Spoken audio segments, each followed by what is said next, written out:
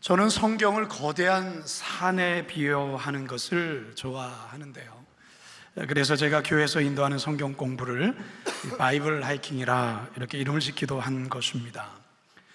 로마서도 마찬가지입니다. 우리는 매주마다 로마서라는 큰 산을 걷고 오르고 있습니다.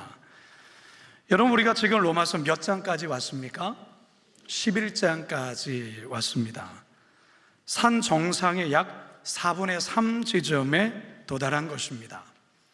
작년 1월부터 시작한 이 로마서를 매주 한 구절 한 구절 여러분들과 함께 읽고 나누며 걷다 보니 오늘 11장까지 오게 된 것입니다.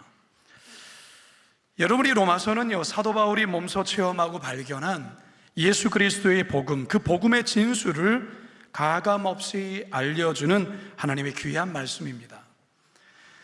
따라서 우리 그리스도인들은 성경에 기록된 모든 말씀을 귀하게 여기며 묵상해야겠지만, 특히 이 로마서를 늘 가까이 두면서 소가 되새김질을 하듯 복음의 진리를 곱씹고 또 곱씹으며 이 로마서의 말씀을 완전히 잘 소화해내야 한다는 것입니다. 바라기는 앞으로 남은 4분의 1의 여정도 끝까지 잘 걸으심으로 우리 모두 로마서 정상에서 다 같이 설 수 있게 되기를 간절히 소망합니다.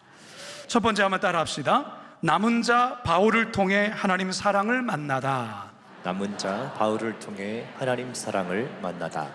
로마서 1장 서두에서 사도 바울은 복음에 관해 그의 아들의 복음, 즉 예수 그리스도의 복음이라 말하며 설명을 합니다. 그러면서 바울은 인간의 추하고도 그리고 부끄러운 죄의 실체를 낱낱이 드러내며 고발하는데요, 이처럼 추한 인간의 죄를 들춰내는 이유는 복음의 절대적 필연성 때문에 그렇습니다. 바울은 이방인이 지은 죄와 유대인이 지은 죄를 차례로 고발하고 이에 대한 하나님의 무서운 심판을 선언합니다. 하나님의 무서운 심판 중에 하나가 바로 내버려 두는 것입니다. 뭐라고요? 내버려 두는 것이다. 자, 로마서 1장 24절입니다. 시작. 그러므로 하나님께서 그들의 마음의 정욕대로 더러움에 내버려 두사 그들의 몸을 서로 욕되게 하게 하셨으니. 내버려 두는 것은 무슨 짓을 해도 아무 상관하지 않는 것을 의미합니다. 여러분, 이것을 신학적 영어로 유기하다라고 쓰는데요, 여러분, 왜 하나님이 아무 상관하지 않고 그냥 내버려 두시는 걸까요? 이게 바로 하나님의 심판이라는 거예요. 여러분, 자녀가 잘못하고 나쁜 짓을 했을 때 혼을 내기도 하고 책망을 한다는 것은 그만큼 부모가 자녀에 대한 마음이 있기 때문에 그렇습니다. 하지만 잘못을 하고 분명히 나쁜 길로 가는데도 부모가 아무 상관도 하지 않고 그냥 내버려 둔다면 그럼 무엇을 의미하는 걸까요? 부모가 자녀를 포기했다라는 그런 모습이죠. 지난 로마서 9장과 10장에서 사도 바울은 동족 이스라엘의 구원에 관해 피를 토하는 심정으로 호소를 했습니다. 하나님 역시 불순종하고 완악한 이스라엘 백성을 향해 이사야를 비롯해 수많은 선지자들을 보내어 하나님의 마음을 전하죠. 자기 백성 아닌 이방인들까지 구원에 동참시킴으로 이스라엘로 시기심을 불러일으키셨습니다. 이 모든 것이 이스라엘의 구원을 위해 하나님이 손을 내밀며 하루 종일 구애하는 것이라 바울은 설명하는 것이죠. 로마서 10장 21절 시작. 이스라엘에 대하여 이르되 순종하지 아니하고 거슬러 말하는 백성에게 내가 종일 내 손을 벌렸노라 하였느니라. 자, 그런데 이스라엘은 결국 어떻게 할까요? 어떻게 합니까? 하나님의 사랑과 인내를 철저하게 외면을 합니다. 자, 그러면 이제 하나님은 하나님의 사랑을 철저히 외면하는 이 이스라엘에 대하여 어떻게 해야 될까요? 다음 수순이 뭡니까? 심판입니다. 그 심판이 뭡니까? 내어버리는 거예요. 내어버리는 거. 이건 당연한 거죠. 입이 10개라도 이스라엘은 이제는 할 말이 없어요. 자, 그런데요, 이제 10장을 넘어 11장에 온 저희들이 이 11장 첫 부분에서 놀라운 반전을 우리는 만나게 됩니다. 앞선 바울의 설명에 대해 어떤 이들이 이런 질문을 합니다. 그러면 이제 이스라엘은 끝난 겁니까? 이제 이스라엘은 하나님의 구원에서 영원히 배제된 겁니까? 그렇게 질문을 하는 거죠. 이 질문에 바울은 아니요 라고 말합니다. 아니요. 당연히 이제는 끝이라고 말해야 하는데 바울은 아니라는 겁니다. 그러면서 그 이유와 근거를 남은 자 사상으로 설명하기 시작합니다. 11장 1절 상반절, 2절 상반절 시작. 그러므로 내가 말하노니 하나님이 자기 백성을 버리셨느냐? 그럴 수 없느니라. 하나님이 그 미리 아신 자기 백성을 버리지 아니하셨나니. 성도 여러분, 하나님은 자기의 백성을 결코 버리지 않습니다. 믿으십니까? 자, 그런데 여기서 중요한 한 가지를 좀 정리해야 됩니다. 그렇다면 자기 백성이란 과연 누구냐라는 것입니다. 여기에 대한 정답이 2절 상반절에 있습니다. 자기 백성 앞에 그 미리 아신이라는 수식어가 붙어 있지요. 미리 아신 자기 백성들을 버리지 않는다라는 것입니다.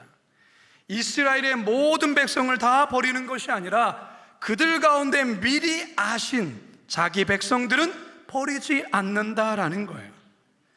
미리 아신 자기 백성, 이들이 바로 하나님이 남겨두신 자요, 남은 자들이라는 거죠. 우리가 성경을 읽다 보면 시대마다 그 시대의 구원의 역사를 위해 하나님께서 남겨두신 자들을 볼 수가 있습니다. 이 남은 자들을 통해 심판 중에서도 그 땅의 백성들을 구원하시고 역사를 새롭게 바꿔나가신다는 거예요. 이 남은 자들이 바로 하나님이 미리 아신 자들인데요, 구약에서의 에녹이란 사람이 그렇고요, 노아라는 사람이 그렇습니다. 아브라함, 이삭, 야곱, 요셉, 모세가 바로 그런 남은 자였다라는 것입니다. 자, 그런데 이제 바울은 자기 자신에 관해 말하면서 자기 자신 또한도 남은 자라고 말하고 있습니다. 이스라엘 사람이 나를 구원하신 하나님께서 여전히 이스라엘을 버리지 않는 증거를 자기 자신의 남음을 이야기하고 있다는 것이죠. 1절 한 번 더 읽습니다. 시작. 그러므로 내가 말하노니 하나님이 자기 백성을 버리셨느냐? 그럴 수 없느니라. 나도 이스라엘이니요 아브라함의 씨에서 난 자요 베냐민 지파라. 여러분, 바울이 어떤 자였습니까? 그는 하나님에 대한 열심 때문에 기독교인들을 박해하고 심지어 살인까지 저질렀던 자입니다. 하나님의 시각에서 볼 때 그는 교만했고 아집과 불순종으로 충만했던 자였다는 것이죠. 그럼에도 불구하고 하나님은 그를 버리지 않으셨습니다. 그를 심판하지 않으셨습니다. 남은 자로 삼으시고 그를 통해 하나님의 사랑을 온 세계에 흘러가게 하셨던 것입니다. 따라서 하나님은 이스라엘을 버리셨는가에 대한 질문 앞에 바울은 결코 아니야, 나를 봐, 내가 그 산 증인이야 라고 말하고 있는 것이죠. 나 같은 자도 하나님이 버리지 않고 구원하셨다면 여전히 당신들도 버리지 않으셨다라고 말하는 것입니다. 사랑하는 성도 여러분, 우리는 이 바울의 설명에서 하나님의 깊은 사랑을 또 한 번 만나게 됩니다.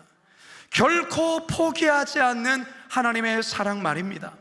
이 사랑은 이 자리에 앉아 계신 저와 여러분을 향한 사랑이기도 합니다. 동시에 저 사람에게는 절대로 소망이 없어, 이제 저 사람은 이제 끝이야 라고 말하는 그런 자를 향한 하나님의 포기하지 않는 사랑이기도 한 것입니다. 바라기는 이 시간 이 크고 놀라운 하나님의 사랑을 다시금 뜨겁게 만나게 되시길 주님의 이름으로 축원합니다. 두 번째 따라합시다. 남은 자 7천을 통해 하나님 사랑을 만나다. 남은 자 7천을 통해 하나님 사랑을 만나다. 구약의 아방 시대는 바알 숭배로 온 이스라엘이 하나님을 떠난 시대였습니다. 무엇보다 이세벨 여왕이 선지자들을 칼로 죽이고 바알과 아세라 외에는 그 어느 것도 용납하지 않았던 그런 시대였습니다. 이러한 살벌한 상황에서 엘리야는 외롭게 여호와의 신앙을 지키며 분투했죠. 그러던 어느 날 엘리야는 바알과 아세라 선지자 850명을 갈멜산으로 불러내어서 누가 진짜 살아있는 신인지를 증명하자고 제안합니다. 이때 엘리야는 불로 임하신 하나님을 만천하에 드러내지요. 자, 그러나 이 같은 기적을 알매도 불구하고 아합과 이세벨은 더욱더 강팍해져서 엘리야를 죽이겠다고 길길이 날뜁니다. 이 모습을 본 엘리야가 큰 두려움에 사로잡혀서 광야로 도망치고 호렙산까지 달아납니다. 호렙산 한 동굴에 이른 엘리야는 하나님께 호소하며 선지자 모두가 죽고 나만 홀로 남았다라고 탄식을 합니다. 이때 엘리야를 향해 하나님의 대답이 그야말로 충격적인 반전의 말씀이에요. 열왕기상 19장 18절 시작. 그러나 내가 이스라엘 가운데에 7,000명을 남기리니 다 바알에게 무릎을 꿇지 아니하고 다 바알에게 입맞추지 아니한 자니라. 여러분, 엘리야는 자기 혼자만 남았다고 생각했어요. 나 혼자만 남았습니다. 근데 그게 아니라는 거예요. 바알에게 무릎 꿇지 않은 하나님을 섬기는 7,000명의 남아있는 사람이 있다라는 거예요. 이 말씀에 엘리야는 깜짝 놀랐을 거예요. 아니, 나 혼자 남은 게 아니라고요? 7명도 아니고 70명도 아니고 700명도 아니고 7,000명이나 남았다고요? 이 말에 엘리야는 큰 충격과 그리고 한없는 위로와 용기를 얻었을 거예요. 성도 여러분, 사도 바울은 앞에서 하나님이 이스라엘을 결코 포기하지 않았다는 증거로 자기 자신을 고안한 예를 들었어요. 이제 바울은 남은 자를 통해 이스라엘을 결코 버리지 않으신다는 그 증거를 성경에, 구약에 이 엘리야의 예를 제시하고 있는 거예요. 바알에게 무릎 꿇지 않은 7,000명을 하나님이 남겨놓으셨다. 2절 하반절에서 4절 우리 계속해서 읽습니다. 시작. 너희가 성경이 엘리야를 가리켜 말한 것을 알지 못하느냐. 그가 이스라엘을 하나님께 고발하되 주여 그들이 주의 선지자들을 죽였으며 주의 제단들을 헐어버렸고 나만 남았는데 내 목숨도 쳤나이다 하니 그에게 하신 대답이 무엇이냐. 내가 나를 위하여 바알에게 무릎을 꿇지 아니한 사람 7,000명을 남겨두었다 하셨으니. 아멘. 성도 여러분, 바알에게 무릎 꿇지 않은 이 7,000명의 사람들, 성도들, 그 옛날 아방 시대에만 있었을까요? 아닙니다. 이 7,000의 사람들은 시대마다 있었어요. 예수를 믿으면 죽이겠다고 협박한 순교의 시대에도 바알에게 무릎 꿇지 않은 7,000명의 남은 자가 있었다라는 것입니다. 저는 작년 4월에 우리 성도 약 100여 분과 함께 일본 나가사키 순교지 탐방을 다녀왔습니다. 일본의 기독교 순교 역사를 듣고 눈으로 보면서 실로 엄청난 충격과 함께 말할 수 없는 깊은 신앙에 도전을 받았습니다. 솔직히 우리 민족의 정서에는 일본에 대한 좋지 않은 감정들이 있지 않습니까? 그런데 이 순교지 탐방을 계기로 일본에 대한 시각이 하나님의 시각으로 바뀌게 되었고, 일본의 잃어버린 영혼에 대한 국률의 마음이 우리 성도들 마음에 부어졌어요. 일본 땅에 처음 복음이 전해진 것은 지금으로부터 약 480년 전인 1549년 프란치스코 하비에르 선교사에 의해서였어요. 초기에는 기독교가 비교적 빠르게 확산되었고 16세기 말까지 약 30만 명의 신자가 생길 정도로 일본에 놀라운 부흥이 일어납니다. 하지만 도요토미 히데요시가 기독교를 박해하기 시작하는데요, 1597년 나가사키에서 26명의 신자와 선교사를 처형을 하며 첫 번째 순교자가 일본 땅에서 나오게 됩니다. 1614년에는 기독교 금교령이 발표되고 예수님 초상이 새겨진 동판을 밟고 지나가게 하므로 기독교인인지 기독교인이 아닌지를 색출하는 후미의 제도를 시행합니다. 거기에서 그리스도인이 발각이 되면 말할 수 없는 다양한 고문을 가하게 되는데요, 이로 인해서 일본 내의 기독교인은 거의 사라지게 됩니다. 그런데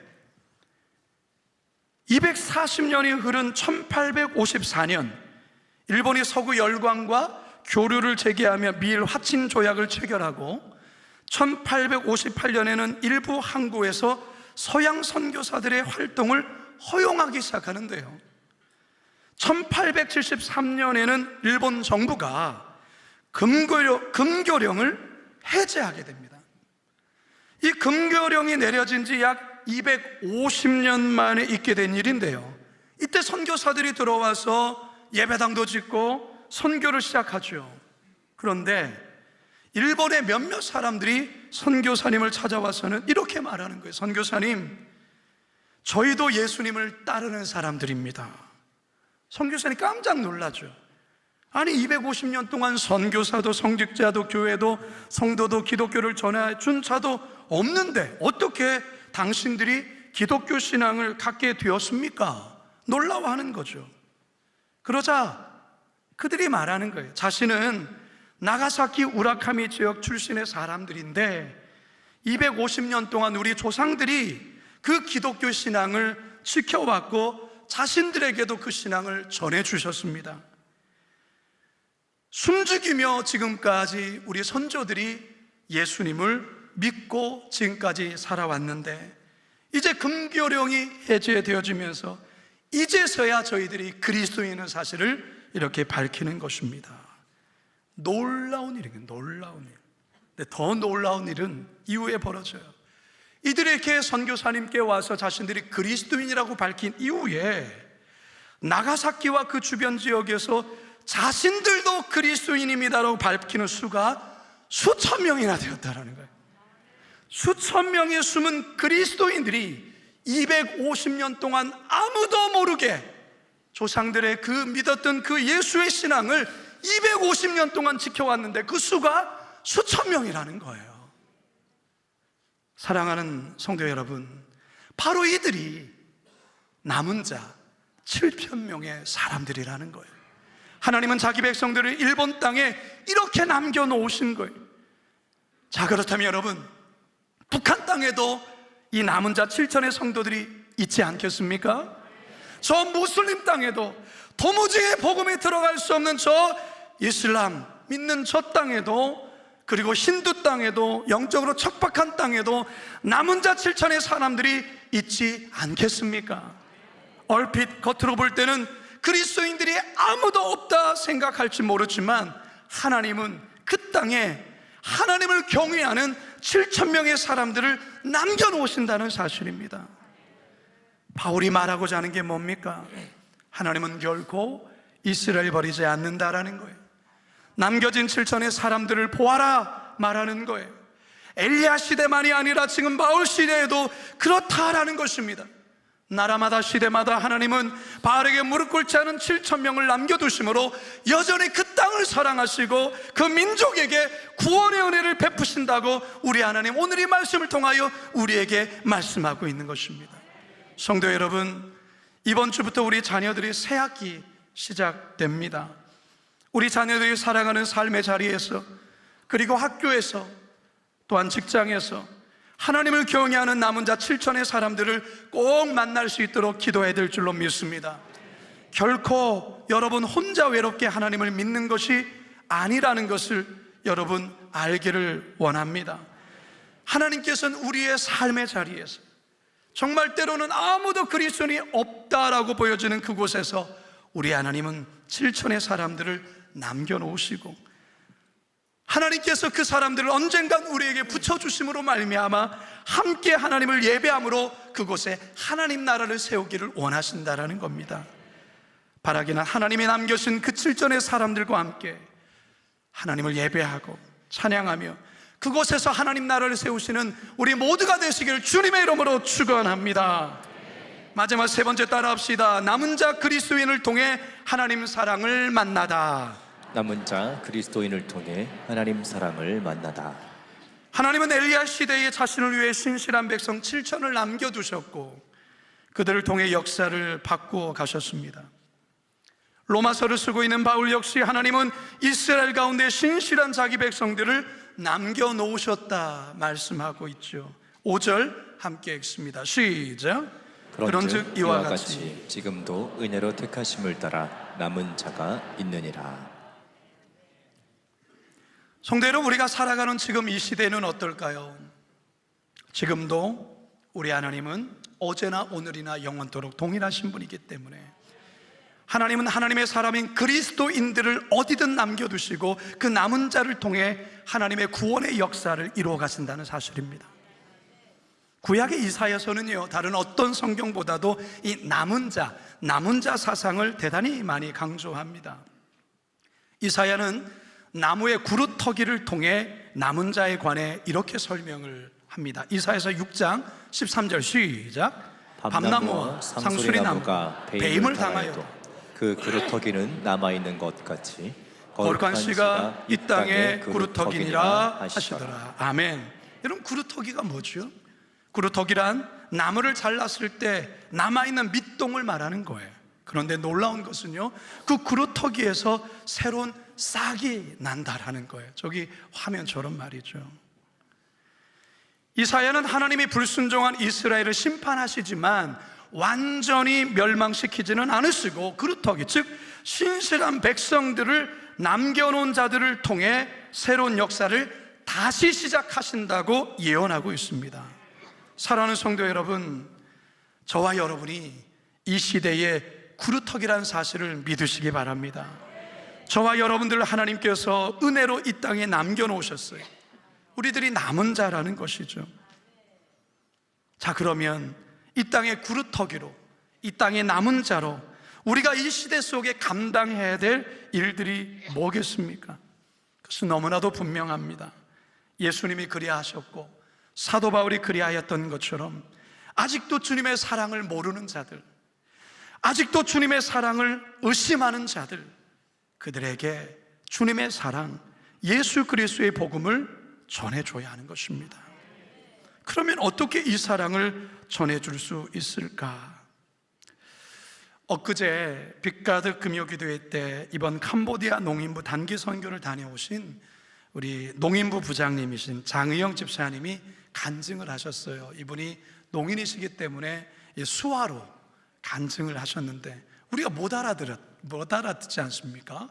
그래서 이 말로 통역하시는 권사님을 통역자로 마이크를 잡게 했는데요, 이 권사님이 통역하시다가 계속해서 막 울컥울컥 거리는 거예요. 그러니까 이 집사님의 간증도 은혜로웠고요, 이 캄보디아 선교가 너무 놀라운 은혜가 있었던 거예요. 이번 농인 선교팀이 이게 농인 8분, 청인 8분, 총 16분이 4박 5일 동안 캄보디아 땅에 머물면서 그 땅의 남은 자로 하나님의 사랑을 전하고 오셨는데요, 캄보디아 농인학교에서 농인 학생들과 함께 게임도 하고 레크리에이션도 하고 음식도 나누고 가장 소중한 주님의 사랑, 예수님의 복음을 수어로 전해주고 온 거예요.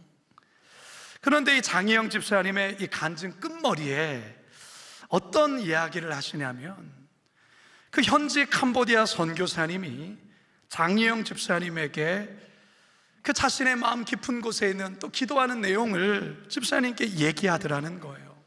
어떤 내용이냐면, 캄보디아에 사는 이 농인들은 장애를 가지고 있다는 이유로 일자를 얻기가 너무 어렵다라는 거죠. 그래서 먹고 사는 게 너무 힘든 거예요. 그러다 보니까 이 장애인들이 이 소매치기나 나쁜 길로 아주 쉽게 빠진다라는 거예요. 먹고 살아야 되니까. 그러니까 선교사님이 항상 그것이 늘 가슴이 아팠다라는 거죠. 저들에게 기술을 가르쳐주고 저들이 기술을 배우면 먹고 사는 길이 열릴 텐데, 그렇게 기도하는 중에 있었는데, 장희영 집사님이 농인이신데 제빵 기술자라는, 제빵의 기술을 가지고 있는 거예요. 그러니까 이 선교사님이 우리 장희영 집사님 앞에 이 캄보디아에 오셔서 이 친구들에게, 이 농인 친구들에게 이 제빵 기술을 좀 가르쳐 줄 수 없겠냐라고 얘기를 한 거예요. 여러분, 이게 쉬운 일이 아니잖아요.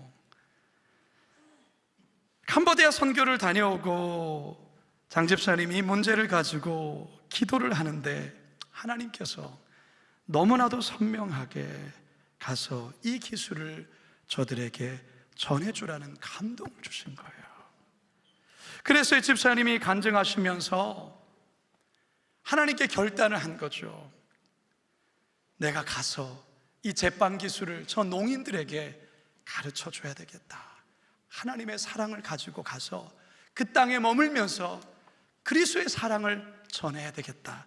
그렇게 결단을 하고 금요기도회 때에 간증을 하시면서 자신이 잘 준비해서 이제 3년 후에 캄보디아에 가서 농인들에게 이 빵을 가르치는 기술을 가르쳐 주겠다라고 얘기를 한 거예요.